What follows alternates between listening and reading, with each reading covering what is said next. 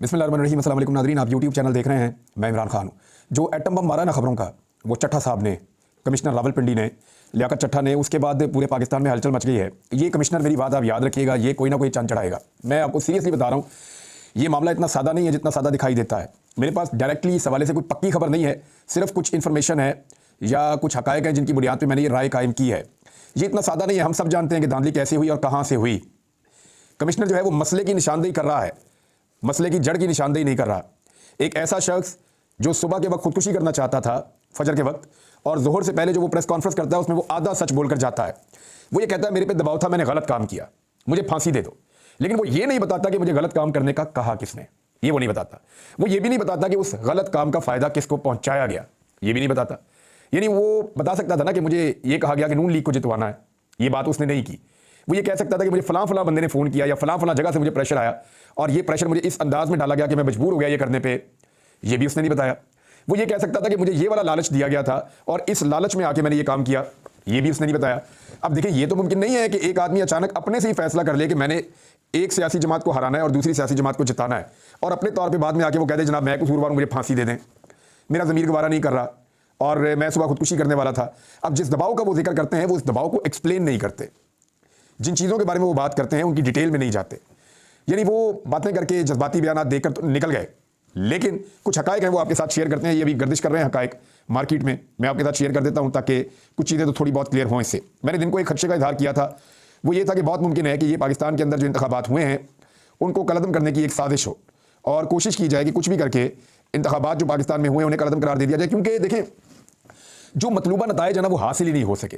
पहले दिन तो 8 फरवरी को किसी को तवक्को ही नहीं थी कि इतने बड़े पैमाने पर निकलकर लोग इमरान खान की आवाज़ के ऊपर, उसकी गैर मौजूदगी में, उसकी पार्टी के निशान के बगैर वो मुख्तलिफ निशान ढूंढ ढूंढ कर ठप्पे मारेंगे और इतने ठप्पे मारेंगे कि तबाही फेर देंगे। किसी को आइडिया नहीं था, वो हो गया। अब जितनी देर में किसी को समझ आई, मोबाइल फ़ोन बंद थे, हर चीज़ बंद थी, इन्फॉर्मेशन ग्राउंड से भी कम आ रही थी, जितनी देर में समझ आई बात बहुत आगे निकल गई थी। शाम होते होते पब्लिक ने इतने वोट डाल दिए थे कि अब गिनती होना बाकी रह गई थी। फिर गिनती को रोका गया, नताइज को रोका गया, नताइज को तब्दील किया गया, लेकिन नताइज इतने भयानक और इतने खौफनाक थे कि वो वन साइडेड थे। यानी 80% तक एक पॉलिटिकल पार्टी पाकिस्तान में जीत रही थी। अब उस पॉलिटिकल पार्टी को कंट्रोल कैसे किया जाए जो इतनी बड़ी कामयाबी हासिल कर रही है, 2/3 से भी ज़्यादा अक्सरियत में जा रही है, तो उसे काबू करने का तरीका सिर्फ एक ही रह गया था कि सीटें बदली जाएं, यानी फॉर्म 47 के अंदर धांधली की जाए। धांधली करके भी कंट्रोल नहीं हुआ और जो मतलूबा नताइज हासिल करने थे वो फिर भी हासिल नहीं हो पाए। अब जब नताइज हासिल नहीं हुए तो उस इलेक्शन का क्या फ़ायदा जिससे नतीजा ही वो नहीं निकला जिसका फ़ायदा हो। यानी एक्चुअली तो इमरान खान को इक़्तिदार में आने से रोकना है और अभी भी वो सबसे बड़ी पॉलिटिकल पार्टी है, और नवाज शरीफ को इक़्तिदार में आना है और वो अभी भी सादा अक्सरियत नहीं ले पाए और उनके पास बैसाखियाँ हैं और नवाज शरीफ साहब खुद भी अब इक़्तिदार में नहीं आना चाहते। वैसे उनको क्या मैसेज पहुंच गया है वो मैं आपको बता देता हूं, लेकिन आप अगर इन तफसीलात को देख लेंगे कि लियाकत अली चट्ठा साहब एक्चुअली कौन है, इनके कहाँ ताल्लुकात हैं और बैकग्राउंड क्या है, एफिलिएशन किस पॉलिटिकल पार्टी से है, तो आपको चीज़ें काफ़ी हद तक समझ आ जाएंगी। पूरा नाम इनका लियाकत अली वल्द गुलाम हैदर, और ये चट्ठा कौम से हैं और ये रहने वाले सुइयांवाला के हैं और हाफजाबाद इनका ज़िला है।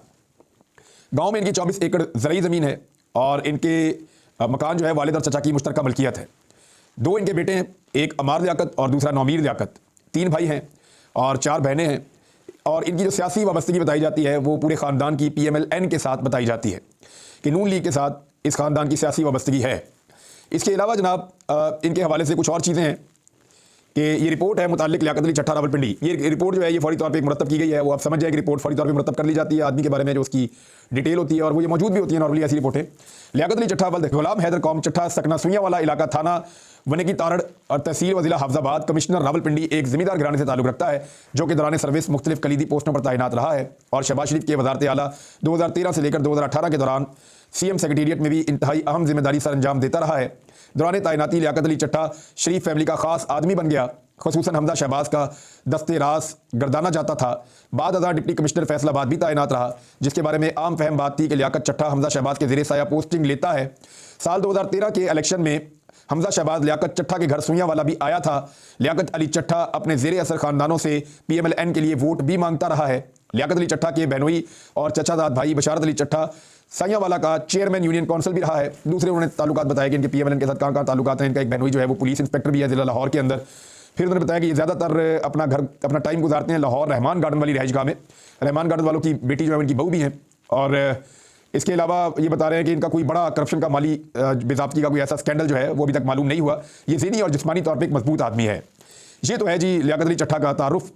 अब पीएमएलएन के साथ वाबस्तगी और अचानक से कह देना कि जी 13 सीटें और बताना भी नहीं कि फ़ायदा किसको दिया, फ़ायदा किसको दिया जरा वो भी आप देख लीजिए, क्योंकि वो ये कह रहा है कि अभी भी ठप्पे लगाए जा रहे हैं।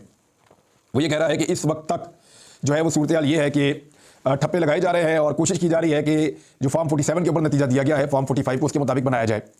ख्वाजा आसिफ के हल्के के मेरी इत्तला के मुताबिक ठप्पे तकरीबन मुकम्मल कर दिए गए हैं, कुछ और हल्कों में भी ठप्पे लगाए जा रहे हैं। लेकिन मैं आपको एक चीज़ बताऊं कि एक एक जो वोट है उसके ऊपर कई जो है वो यानी कई वोट जो है उनके ऊपर एक अंगूठा आपको मिलेगा आने वाले दिनों में।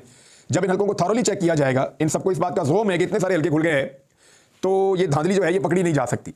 लेकिन जिस हल्के का फॉरेंसिक ऑडिट होगा, फॉरेंसिक ऑडिट आपको याद है ये 2014 की बात है जब इमरान खान साहब के धरने के बाद ये हुआ था, तो जिस हल्के का फॉरेंसिक ऑडिट होगा वहाँ पे अंगूठों के निशान, स्याही का निशान, बाकी बहुत सारी चीज़ें, टेम्परिंग, ये पकड़ी जाएगी। और जब ये पकड़ी जाएगी तो धांधली पकड़ी जाएगी, तो इससे बच नहीं सकते ये, जितना मर्जी भाग लें।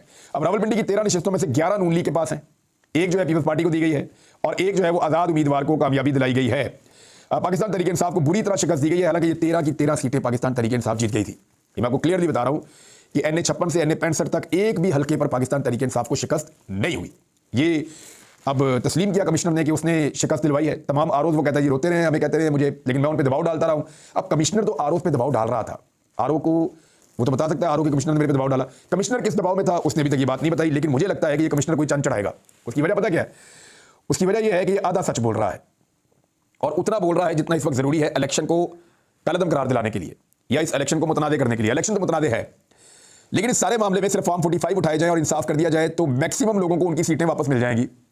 यानी ज़्यादा नहीं तो 70% धांधली कंट्रोल हो सकती है अगर फॉर्म 45 के मुताबिक फॉर्म 47 का फैसला दे दिया जाए, नताइज मुरतब कर दिया जाए, तो लोगों को उनका नतीजा वो वाला मिल जाएगा जिसमें इंसाफ होगा। तो यहाँ चीज़ें ठीक हो सकती हैं। अब ये बंदा इसको शक की नज़र से सारे देख रहे हैं, कभी वो ये देखते हैं कि वाकई इसका ज़मीर जाग गया है। कुछ इतलात ये हैं कि कुछ और ऐसे ब्यूरोक्रेट हैं जिन्होंने अपनी वीडियो रिकॉर्ड करवा दी है और वो मुनासिब वक्त का इंतजार कर रहे हैं। उन्हें पता है कि उनकी जो वीडियो है वो वैसे तो चलनी नहीं है, यानी टीवी चैनल चलाएंगे नहीं, वो प्रेस कॉन्फ्रेंस करने जाएंगे फिर पकड़े जाएंगे, उनकी बात ही नहीं सुनी जाएगी। अब चट्टा साहब जो आए थे वो PSL के चक्कर में आए थे कि जनाब क्रिकेट मैच होने वाले हैं T20 के, तो मैं उनके बारे में बात करना चाहता हूं, तो अचानक उन्होंने ये वाली बात कर दी। अब PTI का मसला ये है कि वो किसी को भी शक की नज़र के बगैर देख ही नहीं सकती। इतनी मार पड़ी है PTI को कि फजल रहमान साहब ने जब स्टेटमेंट दिया तो वो उस पर भी बेचारे परेशान थे कि अब ये कहीं ऐसा ना हो कि फजल रहमान के हम स्टेटमेंट देंगे ये ठीक बोल रहा है तो ये आगे से कुछ और कह दें। अब वो चट्टा के मामले में भी PTI थोड़ी कंफ्यूज है, हुई तो उनके साथ धांधली है और टका के धांधली हुई है। उनके साथ हुई इतनी ज्यादा है कि दूध का जला जो है वो छाछ भी फूंक फूंक के पीता है। तो ये हिसाब किताब जो है वो पाकिस्तान तहरीक इंसाफ का बना हुआ है। एक चीज़ और बड़ी इंपॉर्टेंट है, लियाकत अली चट्टा ने कौमी असम्बली की सीटों की बात की 13 नशिस्तों की, लेकिन लियाकत अली चट्टा ने सूबाई असम्बली की नशिस्तों की बात नहीं की, उनकी बात नहीं की। क्यों नहीं की? क्योंकि वहां पे पंजाब की हुकूमत बन रही है, उनको ये भी बात करनी चाहिए थी कि हमने सूबाई असम्बली की भी 26 नशिस्तें हरवा दी और जानबूझ के नताइज तब्दील कर दिए, लेकिन वहां पर उन्होंने कोई बात नहीं की। क्यों नहीं की? PMLN का इस वक्त का फार्मूला यह है कि मरियम नवाज को बनाया जाए वज़ीर आला पंजाब और वज़ीर आज़म पाकिस्तान PMLN का नहीं होना चाहिए, क्योंकि सबने उनको बता दिया नवाज शरीफ साहब को बड़ी कुट पड़ेगी, अवाम बड़ा जलील और गंदा करेगी। अभी तो मियां साहब आप गंदे हुए नहीं जो अवाम ने आपको करना है। जो सलूक पाकिस्तानियों ने आपके साथ बरतानिया में किया ना, वो सलूक मियां साहब पाकिस्तानियों ने आपके साथ पाकिस्तान में कर देना है अगर आपने वफाकी हुकूमत संभाल ली तो। क्योंकि पाकिस्तान में शहबाज शरीफ ने छोड़ा ही कुछ नहीं जिसकी बुनियाद के ऊपर हुकूमत की जा सके। हालात ही इतने खराब कर दिए हैं, इकॉनमी को बिल्कुल तबाह बर्बाद कर दिया है, महंगाई अभी और बढ़ती चली जाएगी। आदाद-ओ-शुमार सबको पता है, लोड शेडिंग का एक बड़ा खौफनाक सीजन जो है वो हमारे दरवाजे पे खड़ा है। तो ऐसी सूरत में वफाकी हुकूमत लेने का फायदा कोई नहीं, वो किसी और को दिलवाना चाहेंगे। तहरीक इंसाफ ने भी कहा कि जनाब हमारी सीटें हमें वापस करें, उसके बाद फिर हम बात करेंगे। अब PMLN को एक पैगाम ये पहुंचा है, कुछ मीडिया सोर्सेज के मुताबिक PMLN को ये पैगाम पहुंचा है कि जनाब आप वफाकी हुकूमत लेंगे तो आपको पंजाब हुकूमत मिलेगी। ये नहीं होगा कि मीठा मीठा हप हप और कड़वा कड़वा थू थू। धांधली जो आपके लिए की गई है वो कौमी असम्बली और सूबाई असम्बली दोनों जगहों पर की गई है। ऐसा नहीं होगा कि आप वफाकी हुकूमत ले लें और सूबाई हुकूमत छोड़ दें।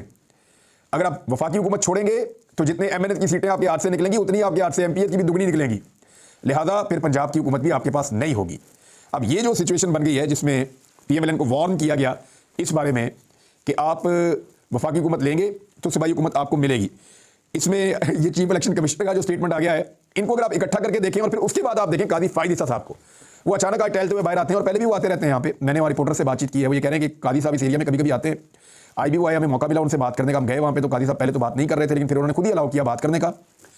और नॉर्मली सिक्योरिटी रोक देती है रिपोर्टर्स को वहाँ जाने से, लेकिन आज उनको मौका दिया गया, वो गए वहाँ पे। बाकी आप लोग समझदार हैं। काजी साहब लगता है बात करना चाहते थे और उन्होंने मीडिया टॉक की। अब chief justice of Pakistan media talk कर रहे हैं, कोई तो बात है, कोई तो बात है। अब चीफ जस्टिस ये कहते हैं रिस्पॉन्ड करते हुए और हैरत का इजहार करते हैं और लाइलमी का इजहार करते हैं कि वो तो लियाकत चट्टा को जानते ही नहीं। लेकिन जब मैंने रिपोर्टर्स से बात की और उनसे मैंने पूछा कि मुझे आप बताइए कि क्या आपकी चीफ जस्टिस से कोई ऑफ द रिकॉर्ड बात हुई है, तो उन्होंने कहा जी हमारी ऑफ द रिकॉर्ड भी बात हुई है। मैंने कहा क्या वाकई चीफ जस्टिस को इस खबर के बारे में कुछ नहीं पता था? उन्होंने कहा ये बात झूठ है जी। मैंने कहा क्या मतलब है? तो मुझे रिपोर्टर ने ये बताया कि चीफ जस्टिस ऑफ पाकिस्तान से जब हम पहले ऑफ द रिकॉर्ड बात कर रहे थे तो वो इस सारे इशू के बारे में बाखबर थे। उन्हें पता था कि एक कमिश्नर है रावलपिंडी का लियाकत चट्ठा, उन्हें पता था कि उसने उनके ऊपर इल्जाम लगाया है, उन्हें पता था कि किस नौयत का इल्जाम लगाया है। वो कहते हैं ये तीनों चारों चीजें उनको पता थी, लेकिन जब हमने सवाल पुट किया तो चीफ जस्टिस ने ऐसे लाइल्मी का इजहार किया कि जैसे वो इस खबर के बारे में, इन चीजों के बारे में बिल्कुल नहीं जानते। तो ये उनका फेक रिएक्शन था चीफ जस्टिस ऑफ पाकिस्तान का। हालांकि वो ये कह सकते थे कि जनाब मैं जानता हूं, मुझे पता है ये खबर आई है, लेकिन सबूत लेकर आए कोई। लेकिन उन्होंने लाइल्मी का इजहार किया और इस तरह जाहिर किया जैसे वो इस बारे में कुछ नहीं जानते, और उसके बाद एक मौक़िफ़ दिया कि किसी के पास कोई सबूत है तो ले आओ धांधली के। तो मामला ये है कि चीफ जस्टिस ऑफ पाकिस्तान, आप फॉर्म 45 मंगवाएं वही सबूत हैं, फॉर्म 47 मंगवाएं वही सबूत हैं। अब अगर किसी के साथ ज्यादती हो और वो अदालत में या थाने में आ जाए और उसको ये कहा जाए कि लाओ जी सबूत लाओ, तो वो कहाँ से लाए सबूत? यानी ये तो बांध के मारने वाली बात है, इंसाफ ना देने वाली बात है। सारा का सारा फॉरेन मीडिया जो पाकिस्तान में मौजूद है वो गवाही दे रहा है पाकिस्तान में धांधली हुई है, पाकिस्तान की आवाम गवाही दे रही है पाकिस्तान में धांधली हुई है, पाकिस्तान के 90% लोग इस बात को मानते हैं इससे ज्यादा कि पाकिस्तान में टका के धांधली हुई है, पाकिस्तान की आधी से ज्यादा सियासी जमातें कह रही हैं कि पाकिस्तान के अंदर धांधली हुई है, पाकिस्तान में वकला की तंजीमें कह रही हैं, मीडिया पाकिस्तान का चिल्ला चिल्ला कर कह रहा है कि पाकिस्तान में धांधली हुई है, पाकिस्तान के अंदर जो बहुत सारे ऑफिसर्स हैं वो अब कहना शुरू हो गए हैं कि पाकिस्तान के अंदर धांधली हुई है। लेकिन आपको सबूत चाहिए, यानी कैसे सबूत दें आपको? आप सीसीटीवी फुटेजेस मंगा के फिर देखना शुरू कर दें बैठ के। यानी ये तो काजी साहब ने एक ऐसा अजीबोगरीब नुक्ता उठा दिया कि धांधली का सबूत दिया जाए। कहां से लेकर आए? फॉर्म 45 मौजूद है ना, वो उठाएं, उनको पढ़ें, उनको देखें, उनके ऊपर दस्तखत मौजूद हैं। इन्हीं फॉर्म 45 के मुताबिक फॉर्म 47 का फैसला करें और उसके मुताबिक उसको तरतीब दें। पाकिस्तान में इंसाफ हो जाएगा, धांधली के सारे सबूत आपके सामने आ जाएंगे। सिस्टमैटिक धांधली हुई है, नताइज आते आते रुके हैं, और 1 घंटा 2 घंटा 4 घंटा नहीं रुके, वो 6-7 घंटे रुके हैं, और उसके बाद जब दोबारा आए हैं तो मुकम्मल तौर पे बदल दिए गए थे। ये तो एकदम जादू हो गया, बिल्कुल जादू हो गया एकदम, और तमाम नताइज बदल गए। तो चीफ जस्टिस ऑफ पाकिस्तान को इस सीट के ऊपर बैठकर भी ये कुछ नजर नहीं आ रहा, तो ये तो फिर पाकिस्तान की बदकिस्मती है। नाज़रीन, मैंने आपको एक बड़े सरप्राइज का जिक्र किया था, पाकिस्तान तहरीक इंसाफ देने जा रही है, तो बिल्कुल आप उसके लिए रेडी रहें। बड़ा सरप्राइज पाकिस्तान तहरीक इंसाफ देगी, और जो तहरीक इंसाफ के वर्कर हैं, सपोर्टर्स हैं, जिन्होंने वोट दिया इमरान खान की आवाज़ के ऊपर, उनको बड़ा मजा आने वाला है उस सरप्राइज के बाद। आप बड़ा एंजॉय करेंगे उस सरप्राइज को।